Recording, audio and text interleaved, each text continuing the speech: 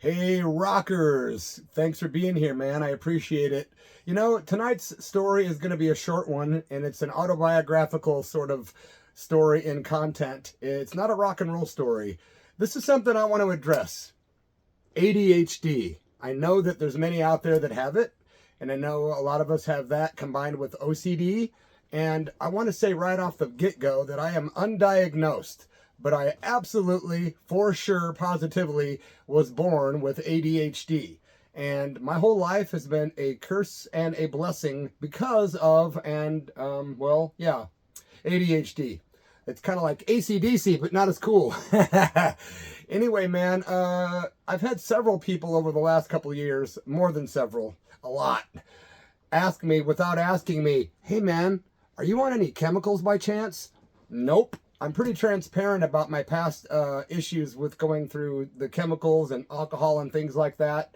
And I'm happy to report that I'm only indulging these days in smoking of the greenery, which is legal where I live and in a lot of places. But my friends, I'm here to tell you, I struggle with ADHD on a daily basis for my entire life. Also with a little bit of manic thrown in there if you want to get down to some psychology.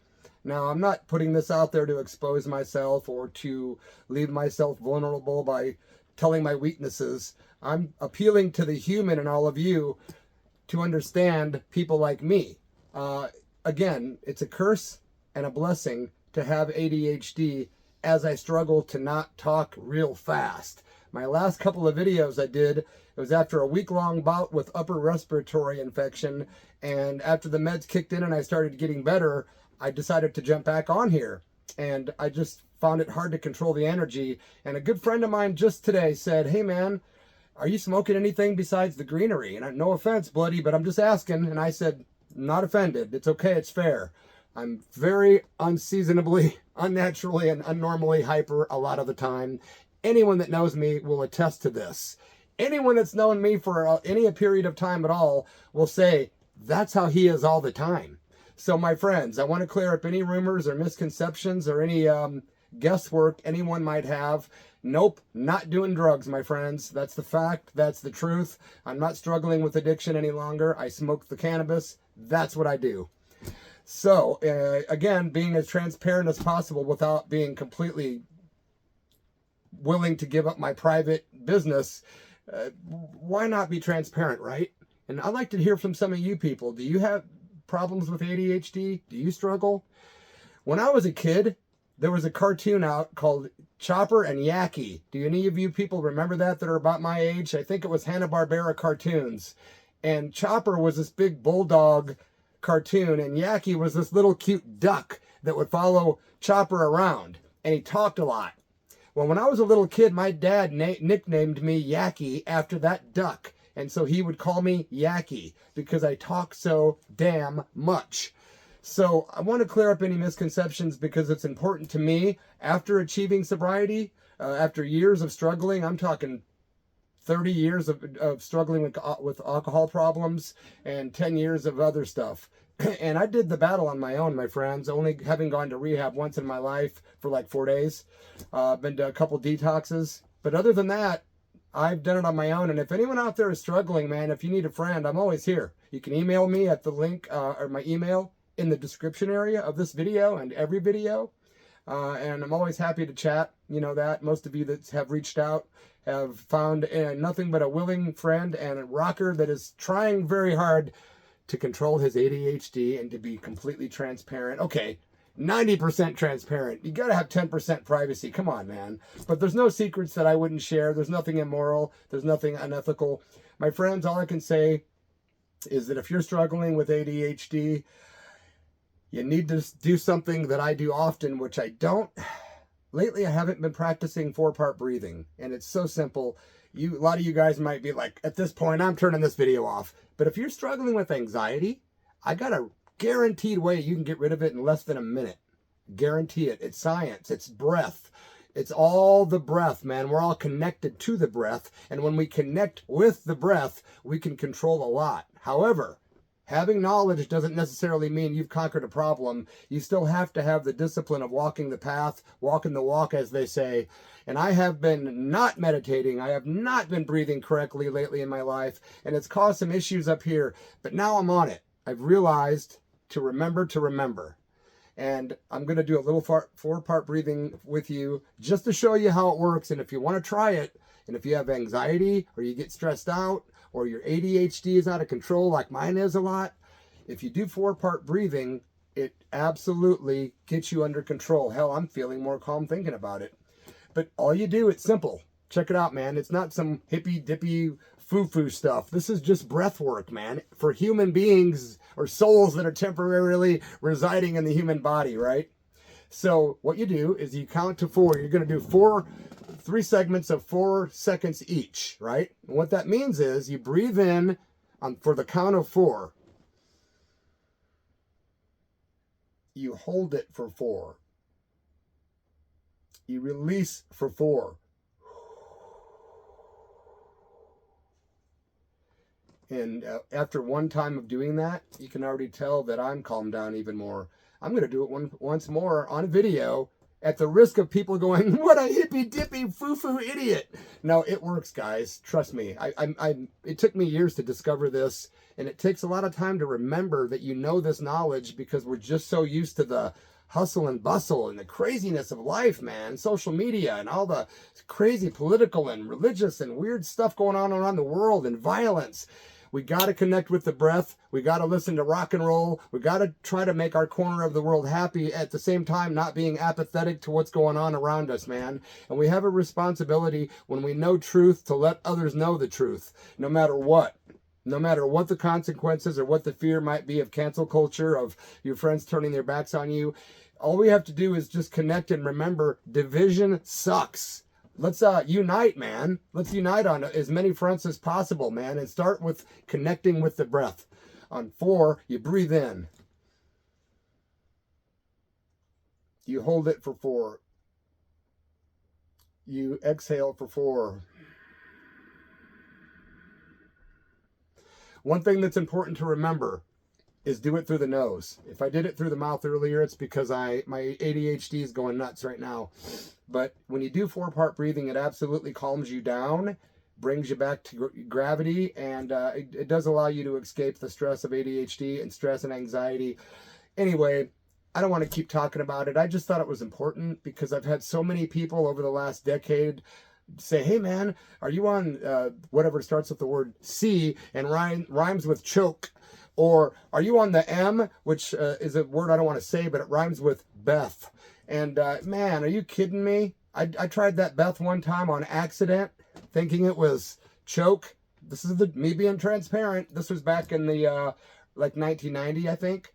And I tell you what, man, 3 days. 3 days I was up. 3 days I couldn't do anything. I didn't feel comfortable in my own skin.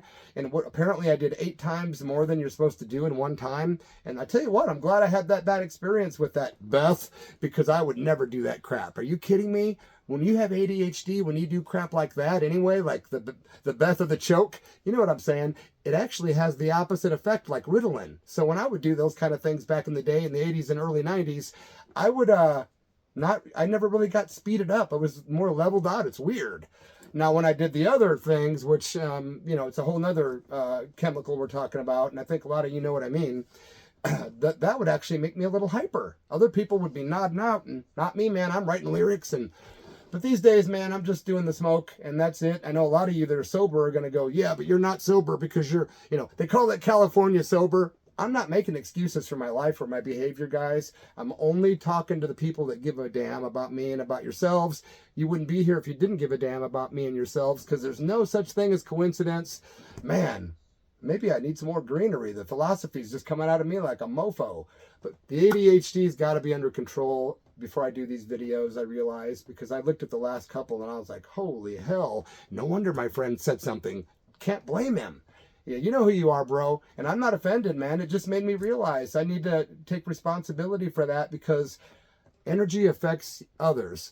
You know what they say, man, negative energy affects others. It's like a disease. It affects those around you. But the same can be said of positive energy. You don't have to go around loving everything or being peace, love, and hippie joy kind of thing in order to just try to be freaking happy, man, you know?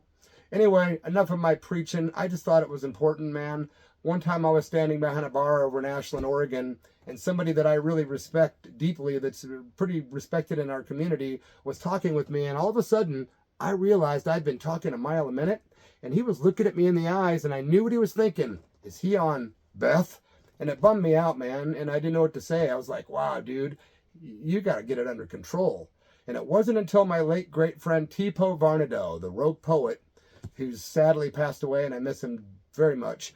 He was a good dude, man, a Vietnam veteran and a great spoken word poet. Great isn't the word. He even has an album, which some of you have, because I've gifted some people his CD, Tipo Varnado. You know what I'm talking about. He's awesome. He's got a voice like Johnny Cash, total poet. One day he said to me, Bloody, I love hanging out with you, bro, a lot. But man, I get such anxiety hanging out with you because your energy is just so intense, and it's not personal, but you got to get it under control, bro. And I thought, man, that's the nicest thing you could say to me, just by being honest, because it gives me a chance to fix it and not push you away. You know what I'm saying? So I don't want my videos to come across as some guy that's all speeded out, man. Anyway, I decided not to wear the old shades tonight so you guys could look me in the eye and vice versa, man. Yeah, man. I'm sober. That's the truth. I wanted to clear that up.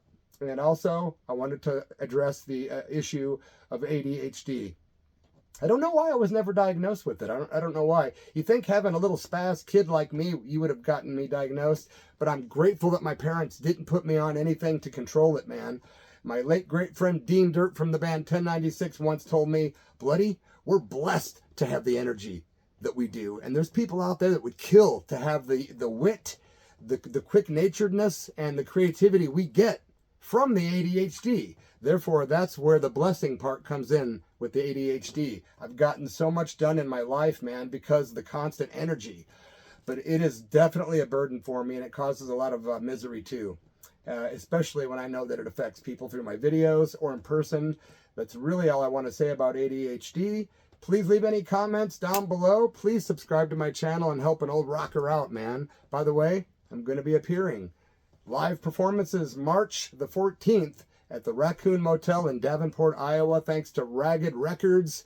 And at March 15th in Chicago, Illinois at the Livewire Lounge. Thank you to Punk Rock Tacos. And I tell you, man, I'm looking forward to those gigs in a big way. I'm being kindly backed up for those shows by the legendary Super 88. Yeah, somebody called me a legend yesterday, and I made fun of myself to one of the guys in Super 88. So if you're watching this, I just called you guys legendary, but I do mean it sincerely. This guy's been around over 25 years, just a killer band. There's not really a better rock and roll band that I can think of in Illinois. God, I mean, yeah, I can think of a lot of great rock and roll bands I love in Illinois. I don't want to put it that way to where anyone gets pissed at me. There's some bands I can name right now. Sadistic Cowboys, Brainchild, White Taco and the Pile Drivers. I could go on and on. Hell, let's face it, I love all these bands, right? But I just want to say that I'm being sincere, okay?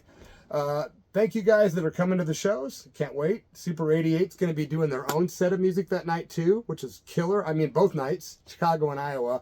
And you can check online and go to Bloody Mess, Chicago or Davenport. Find out all the details about the other great opening acts at the shows.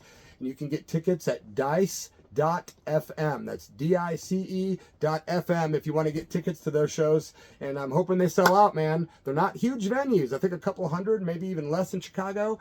But those are the kind of gigs I'd like, man. Super sweaty, packed, people in there having a great time and having good vibes. You know, having good vibes. That sounded stupid. Look, man, I'm rambling. It's because of the ADHD and a little bit of OCD and a little manic. My friends, rock and roll is what I'm focusing on in my life, and that's what I'll continue to do when I bring more videos concerning punk rock, metal, other weird curveball stuff, and maybe even more inspirational, or maybe videos that you laugh at about stuff like ADHD.